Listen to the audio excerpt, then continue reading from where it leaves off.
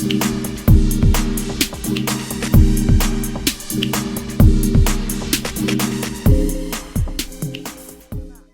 baik. Kita mulai. Assalamualaikum warahmatullahi wabarakatuh. Selamat pagi saudara-saudara sekalian, bahwa pada pertemuan pertama kita ini, yang terpenting sebelum kita masuk tentang mata kuliah kita etika dan hukum kesehatan, yang pertama bahwa saya akan mengantar Anda di 8 kali pertemuan ini yang kita bahas tentang etika kesehatan sampai kemudian etika profesi kesehatan. Nah, selanjutnya terkait dengan hukum kesehatan, nanti Pak Kadafi yang mitra saya yang akan memberikan pengantar terkait dengan mata kuliah hukum kesehatannya. Jadi aspek hukumnya nanti Pak Kadafi gitu. Nah, yang terpenting hari ini adalah kita mau membuat dulu kesepahaman terkait dengan model-model penilaian. Berhubung dengan era pandemi ini, kita harus serba ada sebuah kepastian bahwa yang pertama, penilaian itu ada beberapa aspek, ya, ada beberapa aspek. Berhubung karena ini era pandemi, maka aspek yang pertama dinilai itu adalah tentu ya mengabsen di grup WhatsApp. Tadi ada yang mengabsen di grup WhatsApp. Saya katakan pukul 07 sampai 50 sampai 08.00 itu mengabsen, dianggap sebagai hadir. Itu penilaian. Bagaimana kalau misalnya ada mahasiswa lewat daripada 08.00, berarti dianggap hadir tapi itu terlambat gitu. Kok bisa, Pak? Ya, begitulah modelnya. Yang saya nilai di situ adalah kedisiplinan Anda. Kedisiplinan Anda. Kalau misalnya Anda mengatakan ada hal-hal lain, ya tentu tolong konfirmasi secara pribadi kepada saya. Pak, maaf Pak, ini kendala begini-begini ya. Terserah. Pokoknya Anda, maksudnya yang terpenting itu dalam kuliah adalah yang saya butuhkan adalah communication. Yang pasti Anda kemampuan untuk berkomunikasi dengan dosen. Itu yang terpenting yang saya mau gali. Jadi ketika kemudian nilai itu Anda tidak puas dengan itu, maka konfirmasi kepada dosen. Bicara sama dosen, sampaikan kepada dosen. Itu ingat, catat, yang pertama penilaian grup. Aktif itu saya anggap aktif kalau dia melakukan absen sesuai dengan petunjuk di dalam absen. Kalau saya katakan jam 7.55 sampai jam 8.00, silakan absen di dalam kurun waktu itu. Berarti kalau Anda hadir di situ, berarti Anda betul-betul disiplin. Yang kita utamakan kan kedisiplinan. Maaf adik-adik sekalian, saya tidak mengajar di sini untuk Anda menjadi cerdas. Saya tidak mengajar Anda untuk menjadi cerdas. Tapi saya mengajar kepada Anda itu menjadi patuh pada kedisiplinan, patuh pada peraturan, patuh pada etika-etika, patuh pada kemampuan kita berkomunikasi, dan patuh kepada keilmuan. Kalau soal kecerdasan, saya pikir ya terbawalah kecerdasan itu. Kalau memang dari SMA-nya Anda cerdas, cerdaslah sekarang. Tapi yang saya inginkan di sini adalah adanya komunikasi, patuh dalam komunikasi. Terus kemudian penilaian pertama, penilaian yang kedua adalah Zoom. Filosofinya kita berzoom itu adalah filosofinya video. Itu. Kalau kita kuliah tidak menggunakan video, kita Zoom tapi tidak menggunakan video, berarti untuk apa? Gitu. Kan begitu maksudnya. Kalau misalnya tidak mau menggunakan video, maka kita gunakan saja voice record. Gitu. Jadi penilaian apa? Yang tidak mengaktifkan Zoom-nya, yang tidak mengaktifkan videonya, saya anggap hadir tapi tidak sempurna kehadirannya. Bisa Anda paham yang dimaksud dengan tidak sempurna? Yang nilai tidak sempurna itu ada A, ada B, ada C, ada D. A sempurna, B tidak sempurna, begitu maksudnya. C dianggap tidak lolos, tidak lulus, gitu. Kalau tidak aktifkan tidak sempurna. Gitu. Pertanyaannya kemudian, kalau tidak sempurna Pak, lulus atau tidak lulus? Itu bukan urusan Anda, lulus tidak lulus bukan urusan Anda. Adalah yang terpenting masih ada penilaian lain. Penilaian lain adalah penilaian melakukan absen di channel. Kenapa itu saya lakukan itu channel? Bukan saya mau menjadi YouTuber ya. Yang sampai teman-teman mahasiswa ini Bapak mau jadi YouTuber. Oh enggak. Saya hanya mau bagaimana apa yang saya sampaikan kepada mahasiswa itu tersampaikan gitu loh. Saya hanya mau apa yang saya jelaskan via Zoom ini itu tersampaikan. Pak, kan di Zoom ini tersampaikan. Iya betul, tersampaikan. Tapi ini Imran, mana dia dengar suara saya? Mana Rifka? Tidak dinyalakan Zoom-nya. Dia ditempatkan nanti di ada tempat channel gitu. Ada juga yang nyalakan tapi apa namanya? Ada juga kemudian yang memang tidak mampu untuk menerima yang namanya jaringan. Oke, saya paham itu. Tetapi saya sudah berapa kali di-prank sama mahasiswa. Kenapa bisa di-prank, Pak? Dia katakan bahwa saya tidak aktifkan Pak Zoom karena jaringan saya jelek. Sekalinya saya absen 3 kali, 4 kali, dia tidak pernah ngomong. Berarti tidak ada orangnya di ujung sana.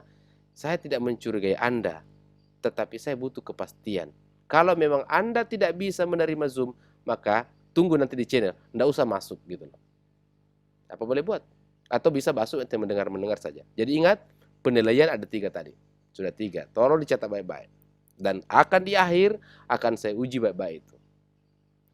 Termasuk adalah tugas. Yang ketiga, yang keempat adalah tugas. Tugas itu adalah bentuk makalah nanti, atau bentuk nanti penugasan yang lain, atau bentuk apa misalnya nanti, itu merupakan sebuah bentuk penilaian yang saya akan berikan kepada Anda. Melalui apa nanti itu nanti akan saya tunggu daripada Anda. Oke. Dan yang kelima adalah tentu adalah final. Final itu saya jujur, final saya tidak terlalu banyak menilai. Nilai final tidak terlalu banyak nilai. Karena final itu adalah merupakan apa namanya penilaian yang bagi saya yang tersedikit. Yang terpenting itu adalah kedisiplinan, itu yang paling penting bagi saya. Yang selanjutnya, yang terakhir penilaiannya itu adalah etika. Maksudnya etika itu adalah kesopan santunan. Anda sedikit nyalakan videonya, matikan lagi, nyalakan, matikan lagi, nyalakan, matikan lagi. Maaf, di dalam Zoom ini saya tidak sendiri. Ada beberapa yang menilai Anda. Jadi kelihatan itu seperti misalnya Virgit mati lagi, Indrika tidak pernah menyala, Imran Pratama tidak pernah menyala, Rifka Aryani tidak pernah menyala, Virgit gitu. Itu akan kebaca. Melisa jalan-jalan mau kemana Melisa? Itu keterbaca semua. Itulah yang saya maksud bahwa kemampuan Anda untuk menerima mata kuliah ini gitu loh. Itu yang terpenting. Bukan soal kemampuan Anda mengutarakan kemampuan kecerdasan Anda. Tapi yang kita lihat adalah kemampuan Anda. Asmaul Husna goyang-goyang dari tadi. Yobi tunduk naik kepalanya. Lorenza mati lagi zoomnya. Itu akan ada di sini yang menilai Anda. Gitu loh. Jadi kalau misalnya 2 kali saya tegur tidak disiplin, sekali saya keluarkan dari ruangan ini. Begitu saja modelnya. Apa boleh buat? Masih banyak kok ruang-ruang kita belajar. Masih ada pertemuan kita di grup-grup yang lain. Masih ada channel yang Anda bisa belajar. Tapi yang saya utamakan adalah kedisiplinan gitu. Itu yang paling utama ya. Mau mandi Anda tidak mandi itu tidak penting bagi saya. Yang terpenting adalah mau Anda mencoba untuk mendengarkan sebaik-baik materi yang hendak disampaikan. Gitu. Melisa ini harusnya dari tadi pagi jam 7 cari jaringan. Ini dari sudut rumah, dari rumah ke rumah, pindah dari dinding ke dinding cari jaringan. Itu bingung juga kita. Nah, itu yang terpenting saudara-saudara sekalian. Jadi ingat itu, 5 aspek penilaian. Saya ulangi coba, Melisa, sudah paham 5 aspek penilaian yang saya berikan nanti? Ya, Pak, paham, Pak. Paham ya? Yang tidak paham siapa? Imran sudah paham? Imra Pratama sudah paham? Sudah paham semua ya? Yang tidak paham, angkat tangan atau ajukan pertanyaan yang tidak paham. Atau ada yang tidak sepakat dengan ini. Atau ada yang mau komplain, boleh silakan. Saya berikan kesempatan sebelum, karena ini adalah perjanjian, tentu kedua belah pihak kita saling memberikan masukan. Siapa saya terlalu berlebihan caranya, atau saya terlalu berkekurangan. Itu demi Anda membantu supaya kita mengikuti mata kuliah ini dengan baik dan tertib. Silakan yang mau memberikan pertanyaan.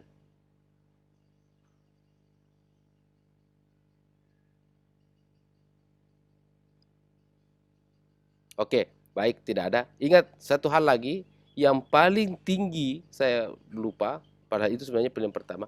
Yang paling tinggi saya berikan penilaian, yang paling tinggi saya memberikan penilaian kepada mahasiswa adalah mahasiswa yang aktif bertanya. Mahasiswa yang aktif bertanya, aktif mengkritik, aktif menyampaikan pendapat, aktif memberikan pikiran, gagasan kepada dosen selama dalam perkuliahan kita. Selama dalam perkuliahan kita. Gitu. Jadi itu yang paling tinggi. Kalau Anda mau tinggi nilainya, ya kalau memang Anda mau datang di sini untuk mencari nilai, ya silakan. Aktif bertanya. Itu yang paling tinggi yang saya berikan kepada saudara untuk penilaian. Saya kira itu yang perlu Anda catat ya, sebagai sebuah buah pikiran supaya kemudian Anda bisa menjadikan patokan dan mengukur dan mengintrospeksi diri Anda bahwa oh memang saya kurang nilai saya karena memang saya kalau di Zoom itu keluar masuk. Oh memang kalau saya memang perkuliahan memang Anda masuk karena memang saya tidak pernah mengabsen di channel. Jadi yang terakhir saya sampaikan sebagai sebuah pengantar dan perjanjian ini ada sekalian adalah channel itu sebenarnya saya peruntukkan kepada teman-teman yang memang terkendala di jaringan. Waktu itu terlalu banyak mahasiswa yang komplain, Pak, jaringan saya tidak bagus, Pak. Oke, saya buatkan channel untuk saya rekam. Kalau jaringan sudah tidak mampu lagi menonton channel, wah sudah luar biasa sekali itu, sudah agak parah itu kalau begitu. Masa 1 minggu tidak ada jaringannya? Masa satu itu biasa juga masih tidak ada pakai datanya? Oke, masa 1 minggu tidak ada pakai data misalnya? Ya, tentu kita harus bersedia, kita harus sedia yang namanya dalam era pandemi ini, kita segalanya harus sediakan. Sama dengan saya, apa boleh buat? Saya harus menyediakan paket data untuk kemudian bagaimana mencoba untuk Anda saya ajar gitu. Dan bukan hanya Anda, tapi ada beberapa titik kelas. Oke, baik. Perhatikan. Etika itu berasal dari bahasa Yunani. Gitu. Dia itu berasal dari bahasa Yunani. Yang berarti etos, yang berarti etos. Nah kemudian yang berarti akhlak, adat istiadat, kebiasaan, watak, perasaan. Jadi yang kita hendak mau mencoba untuk menggali dan mengkaji terkait dengan etika ini adalah sekaitan dengan kita ingin mencoba untuk menggali tentang etika yang kemudian akhirnya nanti kita akan konekkan dengan pengertian hukum, lalu kemudian kita bawa kepada bagaimana hukum kesehatan, bagaimana etika kesehatan, bagaimana etika profesi kesehatan. Itu sebenarnya yang kita mau harapkan di situ, sehingga mahasiswa itu harus mampu untuk memahami apa yang dimaksud dengan etika. Mari kita lihat dari sudut pandang etika berasal dari bahasa Yunani, yaitu etos yang berarti akhlak.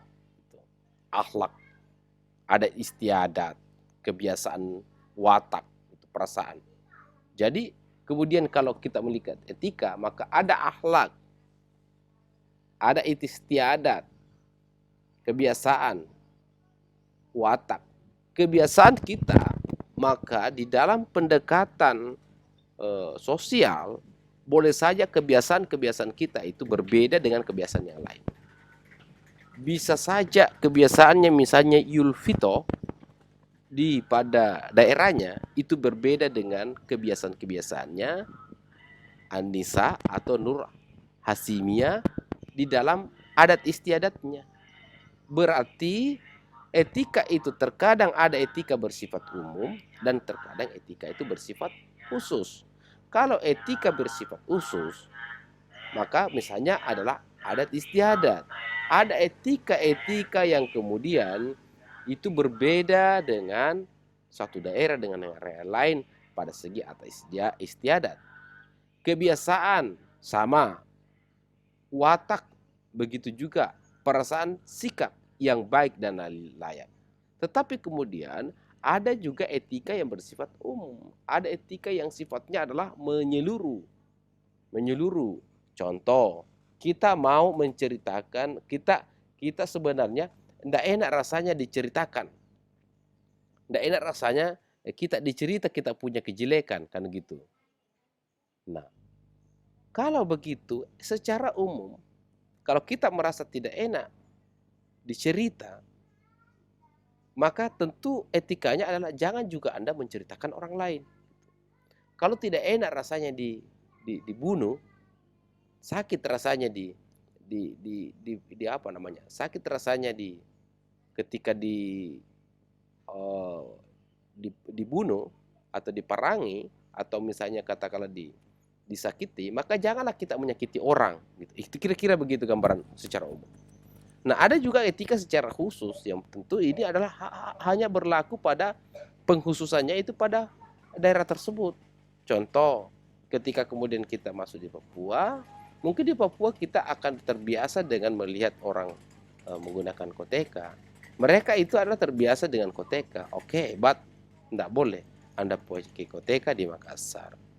Walaupun Anda pakai koteka di Papua sesuatu hal yang biasa bagi Anda, tapi di Makassar jangan gitu. Jangan, karena itu tidak apa namanya, etikanya tidak sesuai. Nah, etika merupakan norma-norma, nilai atau pola tingkah laku kelompok profesi tertentu. Kalau kita mau mencoba untuk apa namanya, hubungkan dengan kelompok atau profesi tertentu, maka dalam kelompok tertentu, dalam profesi tertentu itu memiliki sebuah model-model nilai atau norma-norma kebiasaan yang dia kebiasaan tingkah lakunya dalam kelompok tersebut. Misalnya kelompok tentara ya dengan kelompok dosen, dengan kelompok perawat, itu beda misalnya. Ada dan masing-masing di dalam situ ada etika. Nah, itulah saudara-saudara sekalian, etika itulah kemudian yang dibawa masuk di dalam menjadi sebuah etika profesi kesehatan, etika dosen, etika prajurit, etika apalagi misalnya PNS. Nah, itu maksudnya. Nah, antara etika satu profesi dengan profesi yang lain ini itu memiliki perbedaan-perbedaan berdasarkan profesi masing-masing. Itu yang dimaksud dengan etika khusus. Tapi etika umum juga ada, tentu ada etika umum. Etika merupakan aplikasi atau penerapan teori tentang filosofi moral ke dalam situasi yang nyata, berfokus pada prinsip dan konsep yang membimbing manusia berpikir dan bertindak dalam kehidupannya. Jadi etika ini merupakan aplikasi untuk mengarahkan kita untuk berpikir dan bertindak dalam kehidupan sehari-hari kita. Bagaimana kita berpikir dan bertindak seperti memperlakukan orang tua. Bagaimana kita bersikap beretika kepada anak kecil. Bagaimana kita bersikap dan bertindak kepada fakir miskin.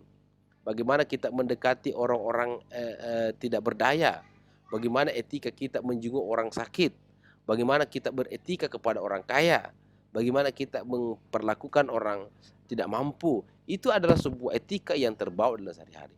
Ingat adik-adik sekalian, yang terpenting di dalam kehidupan kita itu sesungguhnya adalah, bagi saya, itu saya katakan tadi, kecerdasan akan bisa diperoleh dimanapun dan kapanpun, tapi sesuatu hal yang sulit untuk ditemukan itu adalah etika, attitude.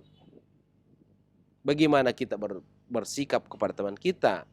Ingat, saya pernah katakan sebelumnya bahwa 75% kesuksesan orang itu sangat ditentukan oleh hubungan baiknya kepada orang. Biarpun sekalipun kita cerdas, mendapatkan cum laude, mendapatkan nilai A di etika hukum kesehatan ini dan begitu juga mata kuliah lainnya, tapi etika kita tidak baik kepada teman, kepada tetangga, sahabat, kerabat, keluarga dan sebagainya, maka itu tidak mendekati akan kesuksesan. Tapi walaupun terkadang Anda melihat otak juga tidak terlalu bagus, pas-pasan juga, dia punya etika bagus kepada kerabat, kepada teman, keluarga, sejawat dan lain sebagainya, niscaya orang itu akan mendekati sebuah kesuksesan. Itulah pentingnya saudara-saudara sekalian yang memiliki etika. Kalau misalnya kita membedakan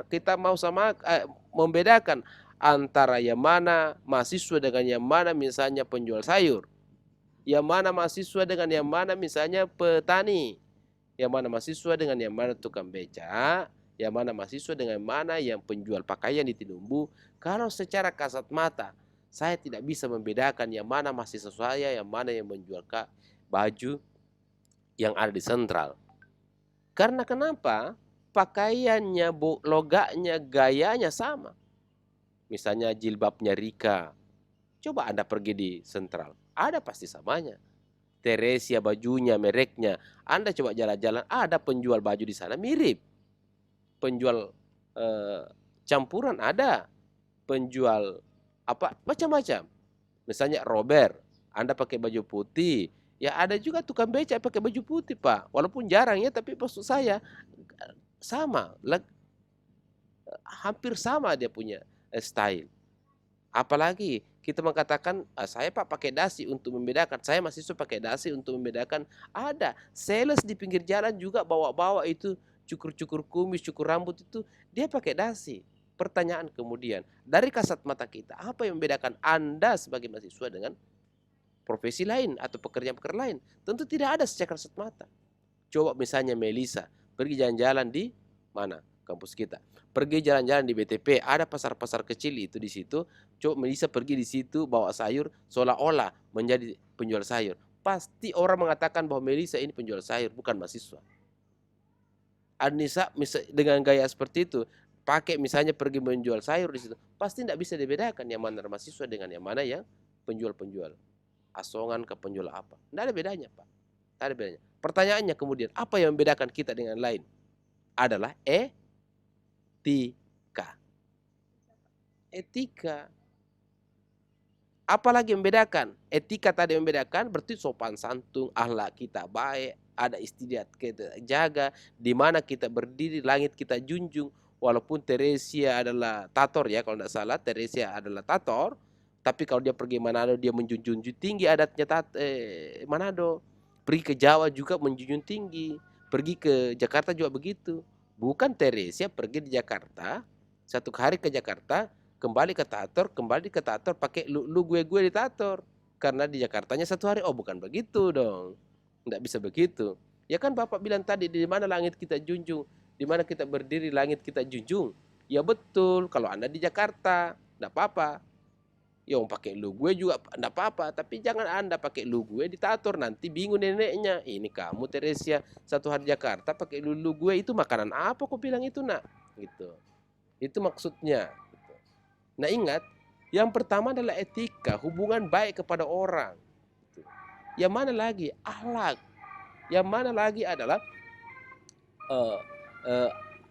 tadi yang membedakan mahasiswa ya dengan pekerjaan lain.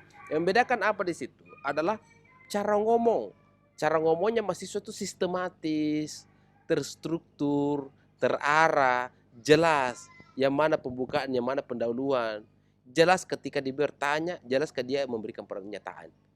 Dia memberikan pertanyaan, dia mampu membedakan yang mana pertanyaan, yang mana pernyataan.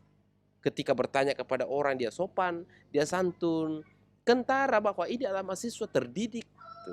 Tapi kalau Anda ngomong tidak terstruktur, tidak sedikit menyalahkan orang, ya kadang kita tidak bisa membedakan dengan masyarakat-masyarakat lain.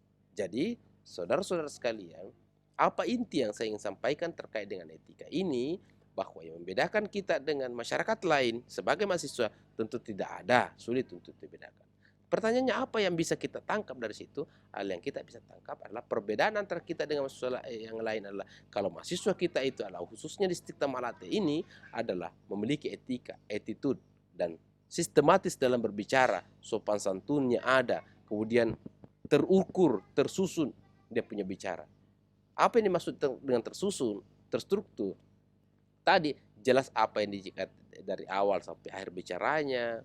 Dia menggunakan metode deduktif, dia bicara umum dulu baru khusus gitu. Misalnya katakanlah misalnya dia misalnya mempresentase kepada mahasiswa, silakan presentase makalah tentang etika. Baik, saya misalnya katakanlah Shanet memperkenalkan bahwa etika adalah sebagaimana yang saya pelajari di dalam bukunya misalnya Katsop yang mengatakan etika adalah sebuah tingkah laku bla bla bla bla bla. Menurut saya bahwa apa yang dikatakan Katsop itu ada kesesuaiannya, tapi saya menambah pandangan Katsop bahwa mengatakan etika itu ada hubungannya dengan akhlak. Dengan demikian, maka saya menyimpulkan bahwa etika adalah enak kan? Dia ngomong, Shanet misalnya ngomong tentang sistematika, ada pandangannya orang, ada pandangannya, kemudian ada kesimpulan yang dia peroleh. Bukan kesimpulan dulu yang dibicara, baru kemudian bicara pandangannya orang. Itu yang dimaksud dengan sistematis gitu. Itulah yang membedakan kita dengan masyarakat lain. Kalau masyarakat lain mungkin tidak pernah diajar begitu. Teman-teman tukang becak misalnya atau kemudian penjual sayur misalnya, mungkin tidak bisa pernah ngajarkan begitu. Bu, berapa sayurnya bu? Oh, pokoknya ini enak sekali ini sayur saya. Ini segar. Saya enggak tanya segarnya apanya bu, berapa harganya. Karena ini kan uang ada juga batasnya di kantong gitu. Jadi itulah kemudian eh, yang penting Anda pegang dalam hal-hal etika. Etika merupakan implikasi atau teori ya tadi saya katakan ya, konsep membimbing manusia untuk kehidupan kita. Jadi maksudnya itu bertindak dalam kehidupannya artinya apa adalah etika ini Anda pakai dimanapun Anda berada, kapanpun Anda berada. Dimanapun dan kapanpun Anda itu gunakan etika itu. Dengan filosofi tadi, di mana Anda berdiri, di situ langit Anda junjung. Itu maksudnya. Selanjutnya saudara sekalian adalah menurut Kamus Besar bahwa etika itu ada 3 aspek ya. Yang pertama ilmu tentang yang baik dan apa yang buruk tentang hak dan kewajiban dan moral akhlak. Artinya apa? Bahwa kita berbicara tentang yang mana yang baik dan yang mana yang buruk. Saudara-saudara sekalian, untuk Anda yang sudah level mahasiswa, maka sesungguhnya Anda sudah dikategorikan sebagai orang dewasa. Mengapa? Ada apa ciri-ciri orang dewasa? Ciri-ciri orang dewasa itu adalah mampu membedakan yang mana yang baik dan yang mana yang buruk. Itu salah satunya. Kalau orang dewasa itu sudah mampu membedakan yang mana yang baik dan yang mana yang buruk, maka itu cirinya orang dewasa. Jadi Anda adalah orang yang sudah dewasa dan Anda sudah berhak layak untuk memegang yang namanya etika. Itu. Oke, selanjutnya kumpulan asas nilai yang berkenan dengan akhlak. Maksudnya apa itu? Nilai yang berkenan dengan akhlak. Ya, ada akhlak yang kemudian memang kita miliki, itu ada nilai-nilai yang tersimpan di dalam situ. Misalnya, contohnya ketika Anda bertemu dengan sahabat, akhlak yang baik itu, perilaku yang baik itu memberikan senyum kepada teman. Coba misalnya Anda senyum kepada orang yang itu. Nah, terus kemudian apalagi? Oke, kumpulan cara dan sikap perbuatan tingkah laku yang baik tata. Oke. 3, nilai mengenai benar dan salah yang dianut oleh golongan atau masyarakat. Jadi etika itu dalam golongan tertentu. Tadi kan yang pertama itu melihat sesuatu yang baik dengan buruk secara individu. Nah, yang ketiga ini melihat secara sesuatu yang baik itu secara golongan. Ya, oh, silakan. Oke, terus kemudian jadi tadi yang pertama secara etika secara individu. Kemudian yang ketiga itu etika secara golongan kelompok masyarakat tertentu, profesi kesehatan, profesi TNI, polisi, dosen dan sebagainya. Itu juga ada nilai tertentu. Nah, merupakan kumpulan peraturan kesopanan yang tertulis dalam sangat penting untuk diketahui oleh setiap. Jadi sehingga kemudian etika itu merupakan kumpulan aturan kesopanan yang tertulis, artinya bahwa ada etika-etika yang misalnya etika nasional tentang hubungan manusia. Orang dilarang untuk kemudian apa namanya menyinggung perasaan orang misalnya di dunia maya, ada undang-undang ITE. Nah, etika itu yang dibuat di dalam aturan. Kumpulan cara yang sikap perbuatan tingkah laku yang baik dan pergaulan dan seterusnya. Yang terakhir dalam kamus ya kurang lebih sama ya. Nah ini dalam Kertens yang terakhir saya katakan etika menyangkut tata cara suatu perbuatan harus dilakukan manusia. Etika hanya berlaku dalam situasi di mana kita tidak seorang diri. Ingat, etika berlaku ketika kita tidak seorang diri. Kalau seorang diri, ya itu tidak berlaku bagi Kertens. Bertens maksud saya. Bila tidak seorang lain dari sekitar kita atau tidak ada saksi mata, maka etika tidak berlaku. Etika bersifat relatif, yang dianggap tidak sopan yang satu kebudayaan bisa saja dianggap sopan kebudayaan lain. Etika memandang manusia dari segi lahiriah saja. Orang yang berpegang pada etika biasa juga bersifat munafik. Orang yang berpegang pada etika bersifat munafik. perhatikan, orang yang berpegang pada etika bisa juga bersifat munafik. Dia beretika, tak bisa bersifat munafik. Mari kita diskusikan terkait dengan orang yang beretika, berpegang pada etika, bisa juga bersifat munafik. Sekian. Jadi Pak, menurut saya terkadang orang yang kita nilai akhlaknya sangat baik, yang menurut kita sangat religius atau rohani itu, terkadang masih saja memiliki sikap yang buruk. Kita ambil saja contoh seperti kasus Nisa Sabian, Pak, yang menurut saya banyak masyarakat luas yang sudah percaya dengan kayak menganggap dia ini seperti akhlaknya baik dan segalanya, tapi pada akhirnya dia membuat salah satu berita yang tidak mengenakan. Oke, baik, makasih Pak Alfian. Yang lain silakanlah bertanya, memberikan pandangan mengapa dikatakan. Ya, silakan. Saya Pak Nur Hasimia. Nur Hasimia dulu. Baik, Assalamualaikum warahmatullahi wabarakatuh. Terima kasih atas kesempatan diberikan kepada saya untuk mengutarakan pendapat mengenai seseorang yang beretika tapi munafik. Nah, di sini menurut saya bahwa ada orang yang seperti itu karena kenapa? Kita lihat yang awalnya mungkin bisa dilihat dari berpakaian atau tata cara bicara, dia sangat sopan, tapi di belakang dari itu atau kelakuannya bisa jadi dia melakukan hal-hal buruk yang tidak kita ketahui, melakukan seperti kayak oke, di depan kita baik bicara sopan santun, tapi di belakang bisa jadi dia ceritakan kita yang hal-hal buruk kepada teman yang lain. Mungkin itu tanggapan dari saya. Sekian, Assalamualaikum warahmatullahi wabarakatuh. Salam wabarakatuh. Selanjutnya Shanet. Silakan Shanet.